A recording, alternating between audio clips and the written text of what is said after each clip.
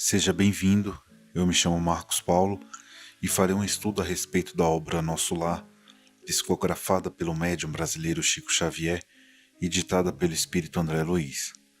O romance foi publicado em 1944, é um clássico da literatura espírita brasileira e versa sobre os primeiros anos da vida do médico André Luiz após a sua desencarnação na colônia Nosso Lar. A obra está dividida em 40 capítulos e neste vídeo comentarei sobre o 26º capítulo intitulado Novas Perspectivas. Neste capítulo, encontramos André em companhia de Rafael, o novo amigo apresentado pela mãe de Lísias e que seria o responsável por introduzi-lo ao trabalho na colônia. Em deslocamento para o local específico, André experimentava novo gênero de atividade mental. Diz ele: dava-me toda a oração, pedindo a Jesus me auxiliasse nos caminhos novos a fim de que me não faltasse trabalho e forças para realizá-lo.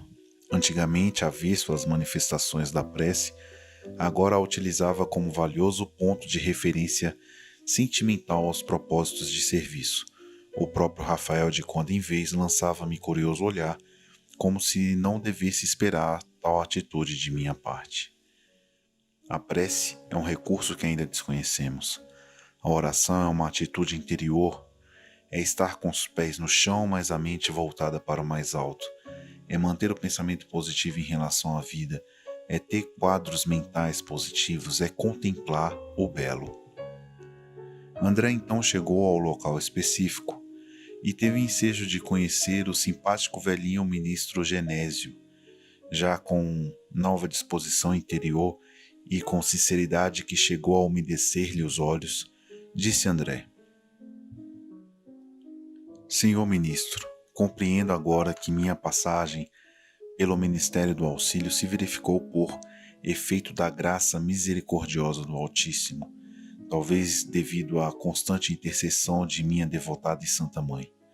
Noto, porém, que somente venho recebendo benefícios, sem nada produzir de útil. Compreendo hoje, mais que nunca, a necessidade de regenerar meus próprios valores. Perdi muito tempo na vaidade inútil, fiz enormes gastos de energia na ridícula adoração de mim mesmo. Neste trecho observamos a sincera disposição de André, que chegou a surpreender o velhinho Genésio.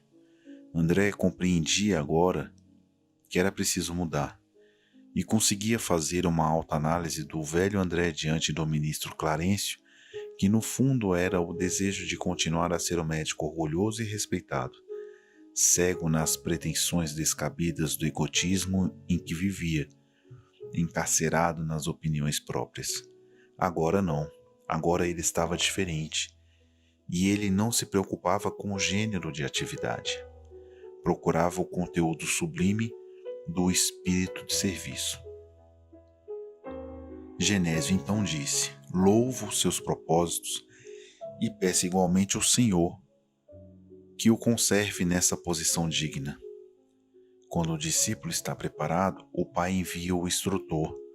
O mesmo se dá relativamente ao trabalho. Quando o servidor está pronto, o serviço aparece.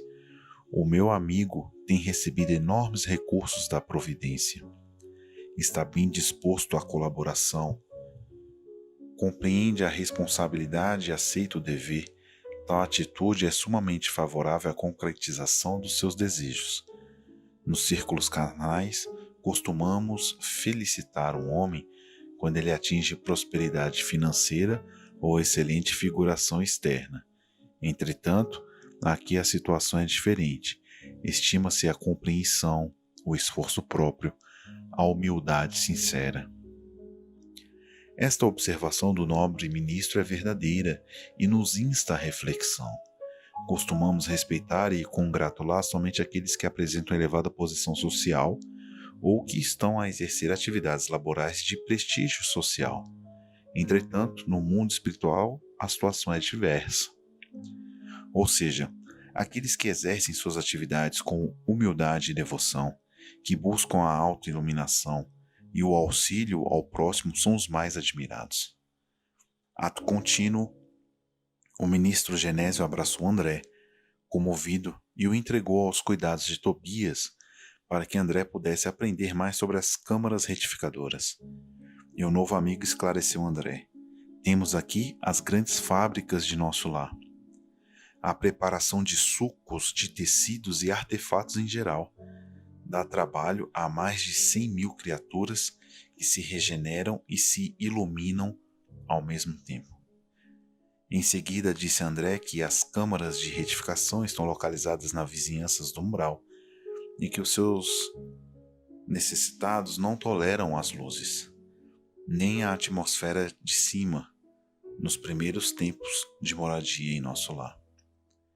Aqui observamos que a natureza não dá saltos e que aqueles que ainda não estão familiarizados com as claridades da espiritualidade e que não tiveram uma vida material na prática do bem, ainda demandam este tipo de atenção nas chamadas câmaras de retificação.